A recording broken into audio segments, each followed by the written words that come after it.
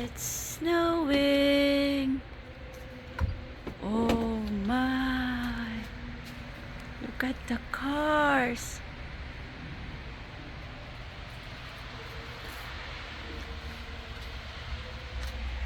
Oh, it's so cold. Wala naman ako nakikita dito. Pa 1808, 1810, 1806. Wala naman. Dang. Baka akala nila sa kanila.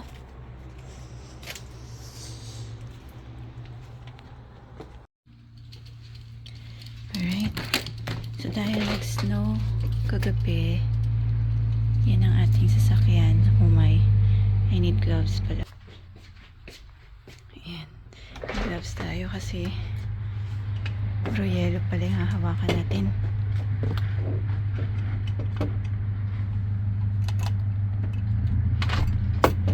Okay. So yung isang sasakyan i-scrape na din siya. Uy, puro yelo.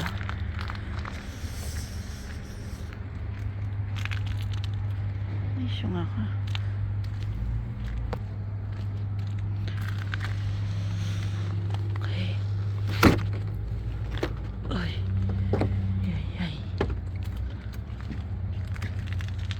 So, bubuksan lang. Uy!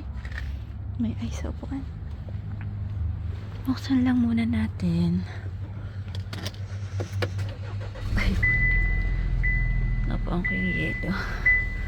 And then, let's turn on everything. Todo natin to.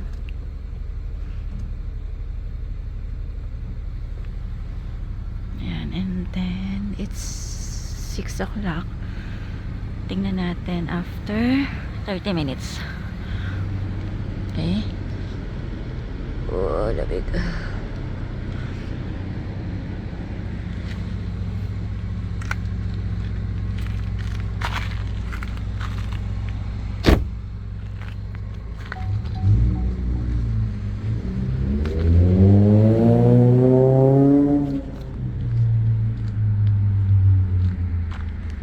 Uy, kapal.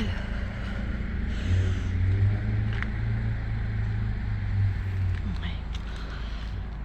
Balikan na lang natin yan. Tara, prepare with me. So, ang pasok ko ay 7. It's already 6:05. So, nag-prepare tayo ng apple for my snacks. I also have biscuits. And ano pa? Yun lang. Doon kasi sa patient ko, meron yung pa-snack si parent. So, may mga chocolates, chips, and mga parang mga cupcake, mga ganun. So, hindi ako magugutom. May biscuit pa tayo sa bag. So, hindi ako nakakakain doon ng heavy meal. Kasi, walang time. Dahil, syempre, nakabantay sa bata. Yan, meron tayong pack of chocolate. Para, ready tayo. Okay, ang mga laman ng bag ko, syempre yung notebook para sa aking notes. Pero usually sa phone na ako nag-notes. I have my power bank, charger, and headset. I always bring eco bag kasi walang mga plastic dito sa groceries. Of course, may snacks. May watch mahalaga. Hindi pwedeng may iwan kasi nagta-timer tayo. May gloves. And yung bonnet para pag malamig. Of course, may cellphone. Yan. And my car keys. And my eyeglass. So, kumusta naman ba tayo dito so far? Nasa ano pa rin tayo, adjustment period. Yung work kasi natin as a home health nurse is buong shift tayong nasa bahay unless si patient ay nag-school. So may mga school for the kids like them, special school. So ang ganda doon, tinuturuan sila, lahat sila magkakasama, different cases. Nakikita mo kung ano yung ginagawa sa kanila, occupational therapy, speech therapy, everything. Ganun. So, mag-makeup na rin tayo para hindi naman tayo mukhang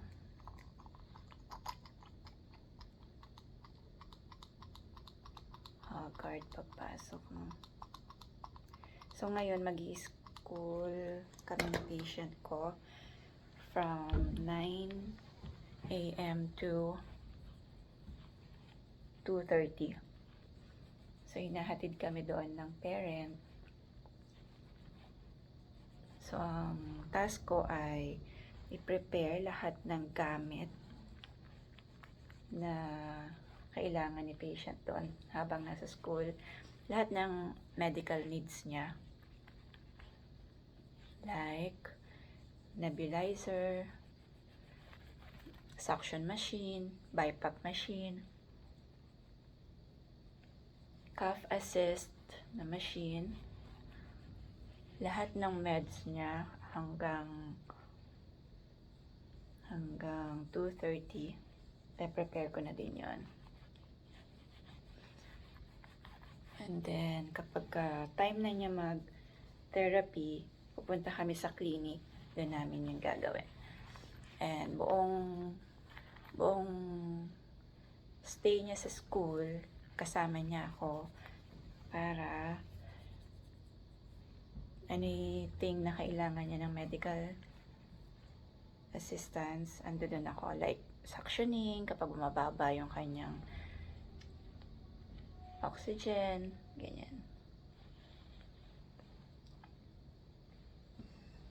Okay. Let's fix our hair.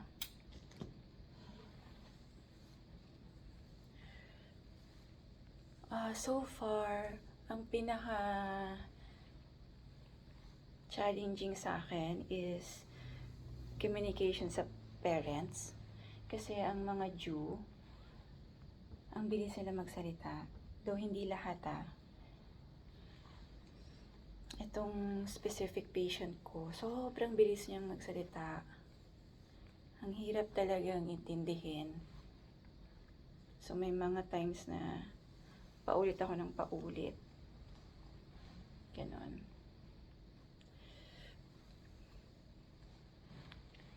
Tapos naiilang ako kapag nandyan sila. Syempre nasa bahay ako ng buong family.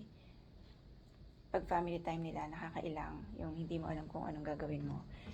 Pagka naman nandun lang ako sa isang room, sa room ng patient, baka isipin wala akong ginagawa. Pag naman sumunod ako, para naman ako dong walang, awkward lang na nandun ako nakatayo sa gilid nila. Ganun. Kaya mas prefer ko yung night. Kasi pag night, tulog sila lahat. Papantayan ko yung patient. Bibigay ko lang lahat ng medical needs niya throughout the night. Ganun. Pero kasi itong regular patient ko is morning ako. Thankful na lang ako na nag-e-school siya. Kaya most of the time, wala kami sa bahay. Kasi pag uwi na namin sa bahay, ang daming activities na kailangan kong isipin para hindi ma-board si kiddo. So, kailangan ko siyang laruin. Mag-iisip ako ng mga pwede namin magawa. Ganyan.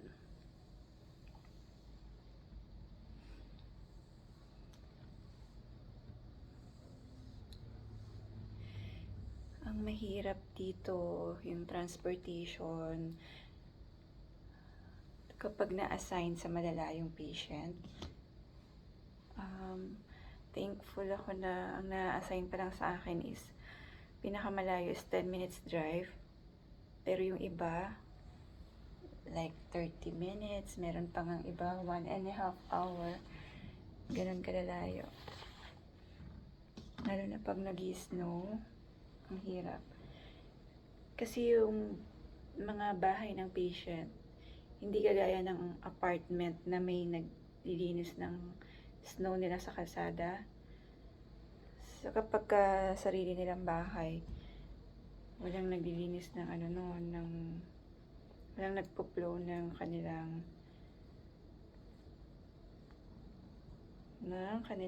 snow sa harap ng bahay nila. So talagang dadaanan mo puro snow.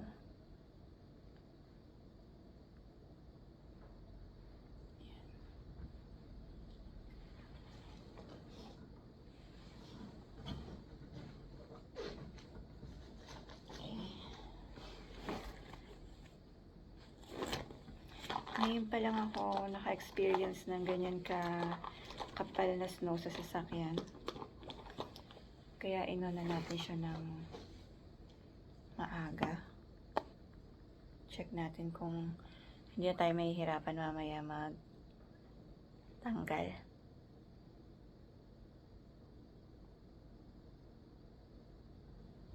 Sobrang nagdadry yung lips ko dito dahil sa lamig. Kaya kinakapalan ko talaga yung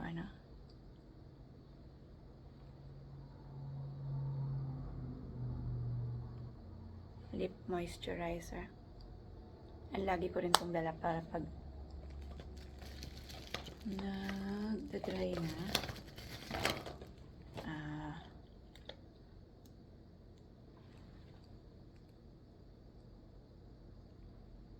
nagre-reapply lang tayo ng nagre-reapply.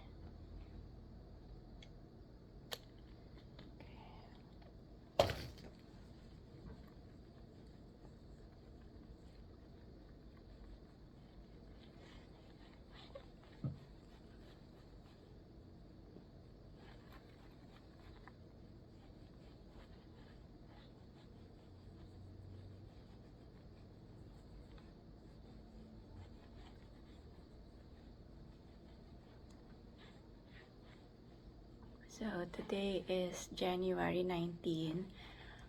Ang aking dependents ay nakabili na ng ticket.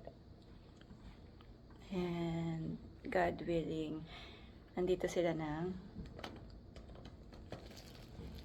January 30th.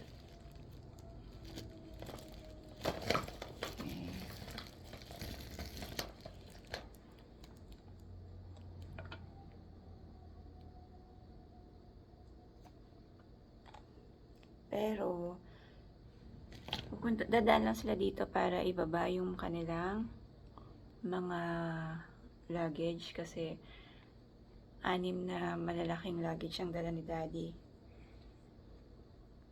Pag dinalapan niya sa Kentucky, masyadong marami. Pupunta sila sa Kentucky, kila RJ, sa friend ko.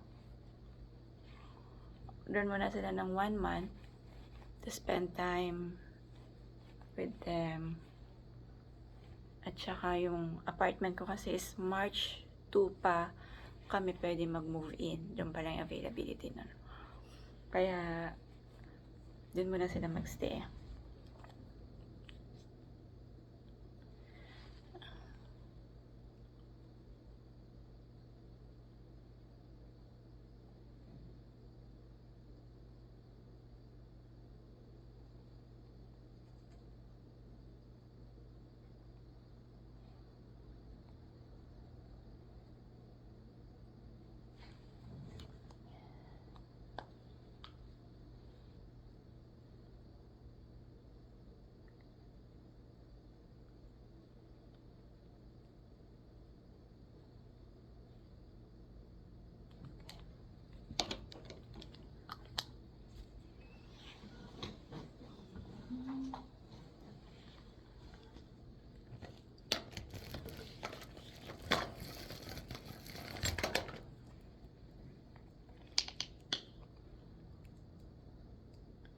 So, nag-book si Daddy sa Chip O Air.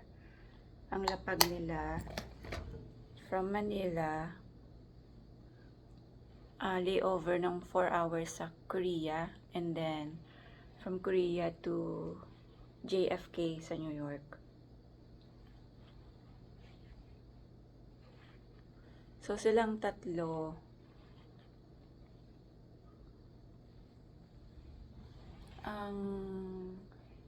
ang ticket nila each is nasa 35K, mga ganon, more or less. 35K each.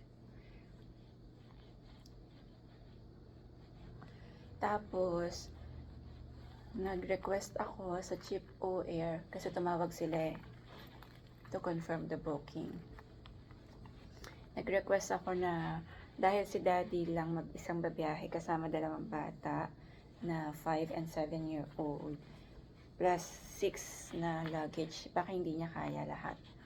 So, pwede pala yun na mag-a-assign sila ng watcher. So, parang i-assist sila para hindi mahirapan si Daddy mag-isa. May mag-a-assist sa kanila. From Manila pa lang. Nakalagay na daw yun sa kanilang ticket. Ibigay lang daw yun or ipapakita sa help desk. And yun, ma-assist na sila.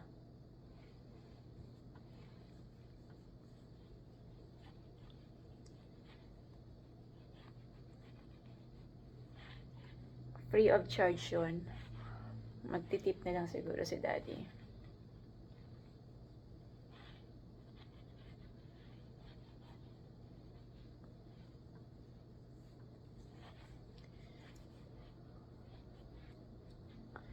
So, ang schedule ko ngayon dito, ang fix ko pa lang ay Monday, Tuesday, 7 a.m. to 7 p.m. So, that's 24 hours, di ba? In a week, I need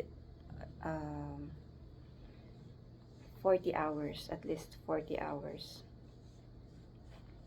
So, yung remaining balance ko sa hours, puro cover. So, mini-message ako within the week ng employer kung gusto ko raw kunin yung case na to. I-orient ako dun, tapos yun, papasukan ko siya. So, iba-ibang patient. Yun ang mahirap pag walang regular patients. Kasi ma-assign ako kung kani-kanino, iba-iba.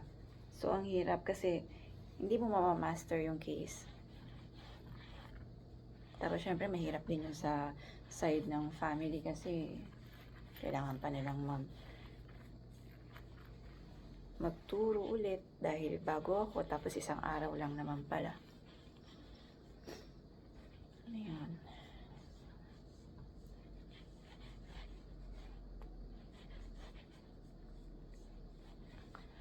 So, hopefully, mahanapan na ako ng isa pang regular na patient para fix na yung pasok natin.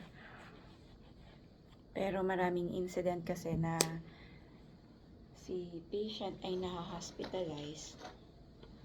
So, kahit regular mo siya, kapag nasa hospital siya, hindi kami mag-duty doon, hahanapan ulit kami ng ibang patient hanggang sa makabalik yung bata from the hospital.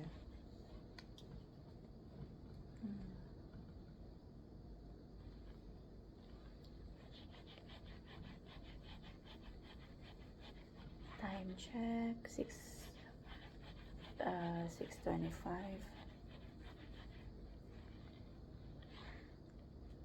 Tapos natin, tingnan natin yung kung ano pang kailangan natin linisin sa sasakyan.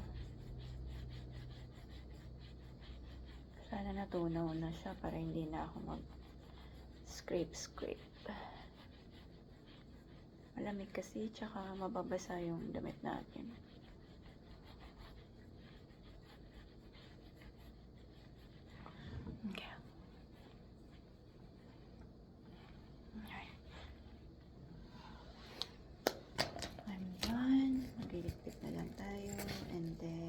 go. Okay, let's go. Shoes na lang tayo.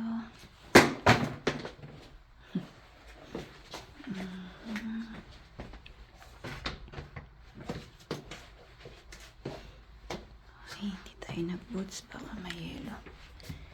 Okay lang pa pala ito i-lock. From the outside, okay. Just turn off the lights. Okay.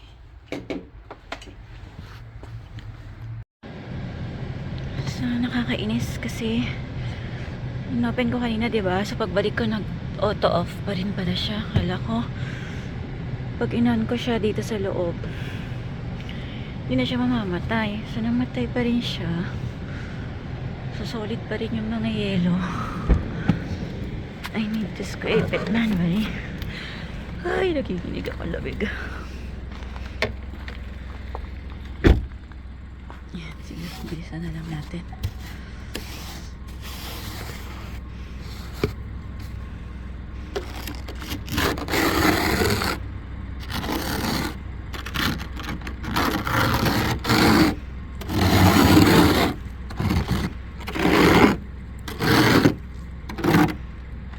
Tigas na.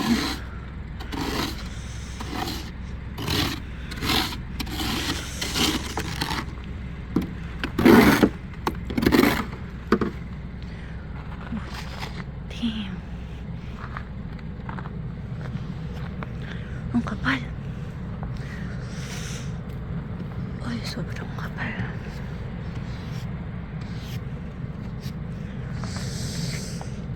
Uy, grabe.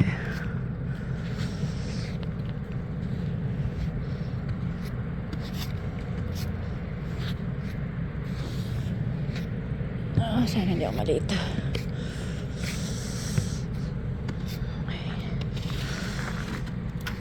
Uy, ay, nabasa na ako.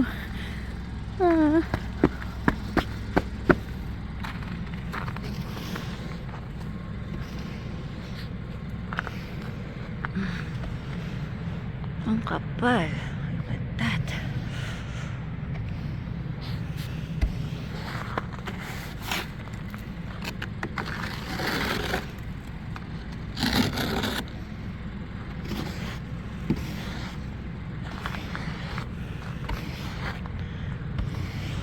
Oh, grabe.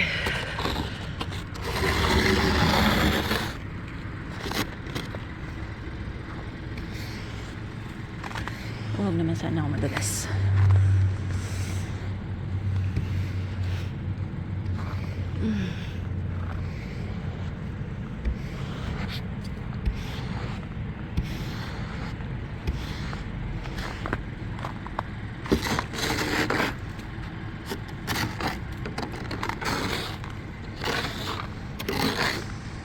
Hala, sige. Ano nangyari sa gulong natin? Nanigas na yung ako.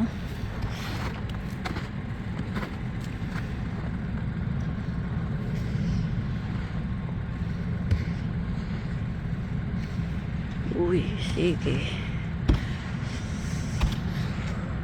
Hindi ko na makita yung wiper. Wala, ang dami pa.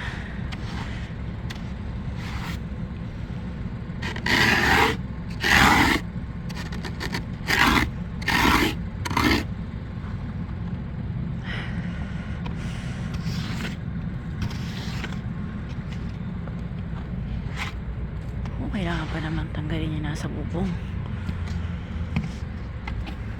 Kapal na ng hero dito.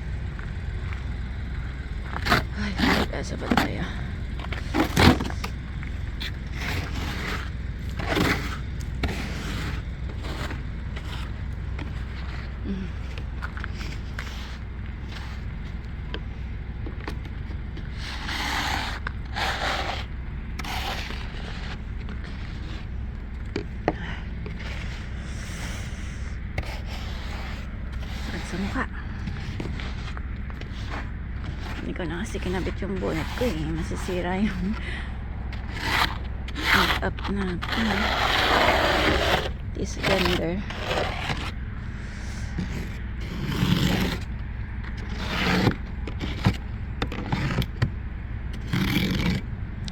Naka-wipe ko na ba? I hope so.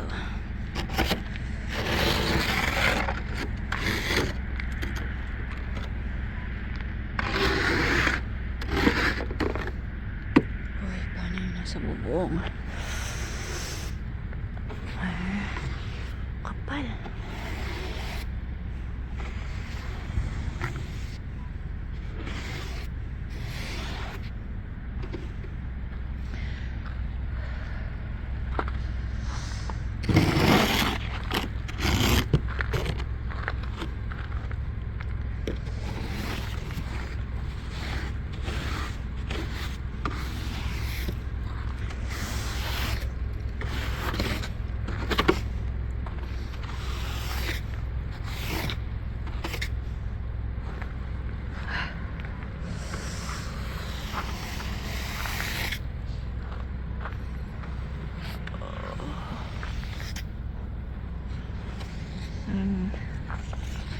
Kainis yung shoes ko. Ay.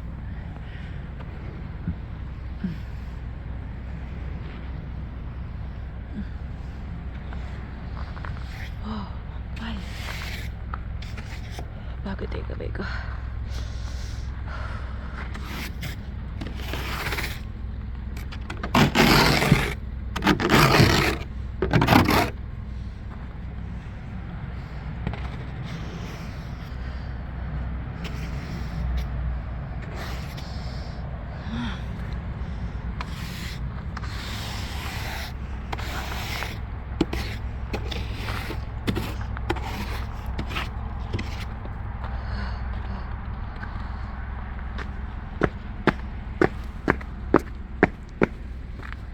Lamig.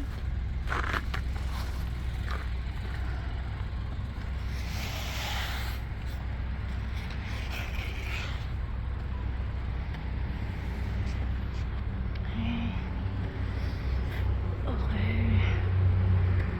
Hindi ko naabot.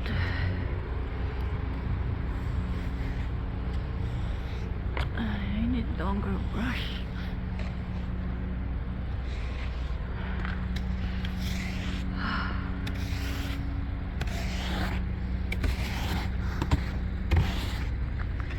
Ay ko. Ito, sakit sa kamay.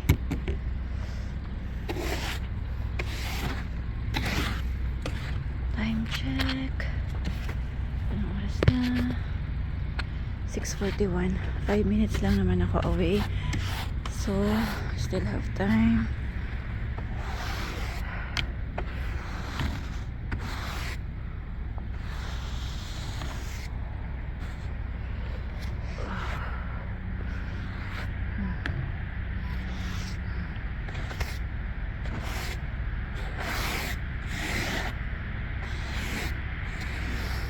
Ay, kapag doon. Ang dami na dito na ito.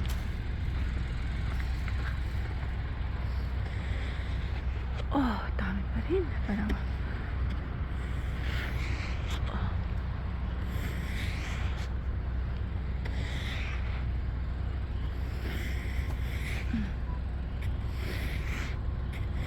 okay.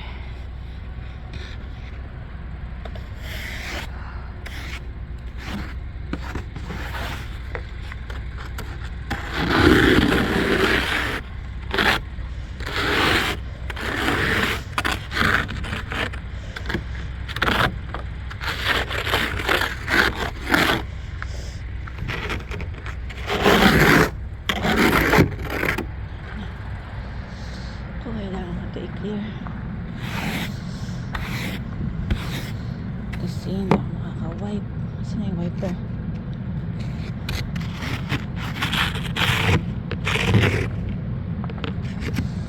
Alay ko, parang lakas yung kamay ko. Nasa na yung wiper.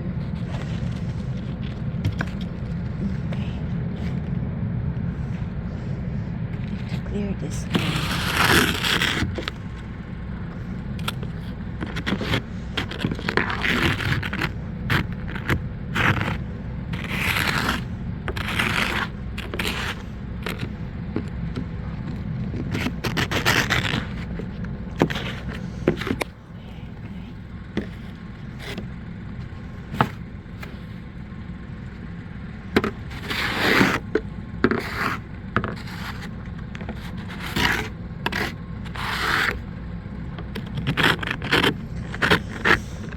Ay, matulog ka na.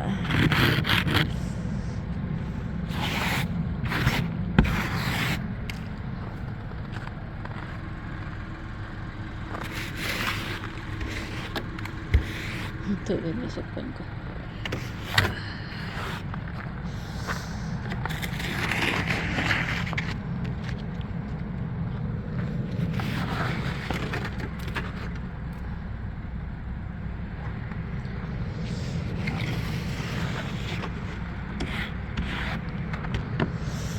Ay, ay, ay, matikit. Uy. Wala. Wala, matunaw.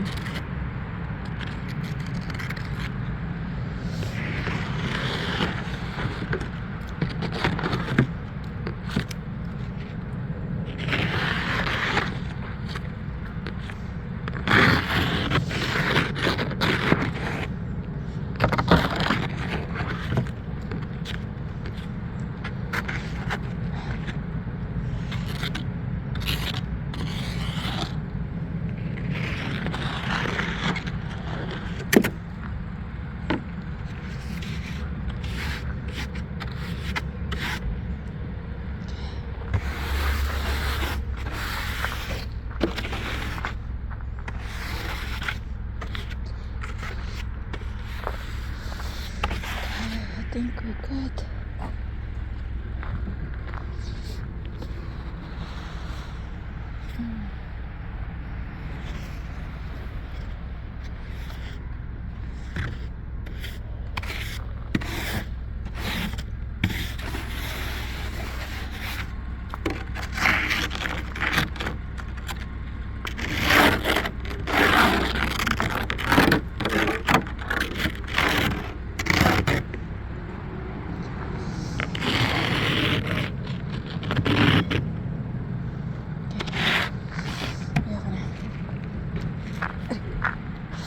Maliligas na talaga yung kamay ko. Sana naman hindi tayo magkasakit dito. Sana naman makabalik yan.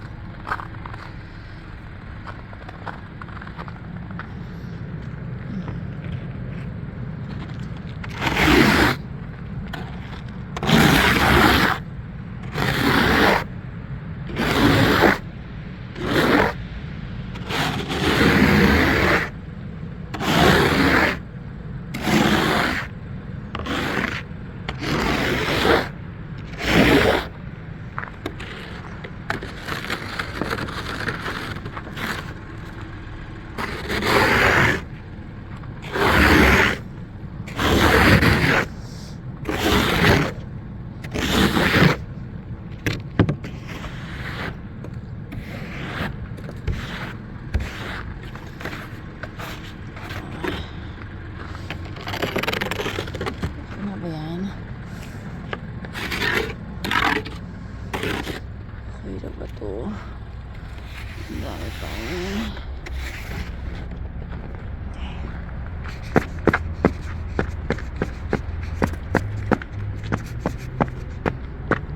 Ay, damit ko. Pamira.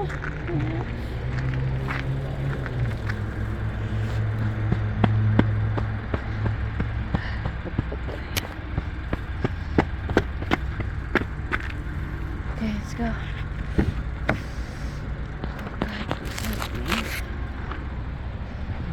Uy, ang sarap dito, ang init. Okay. Tsura natin. Basang-basa yung ano.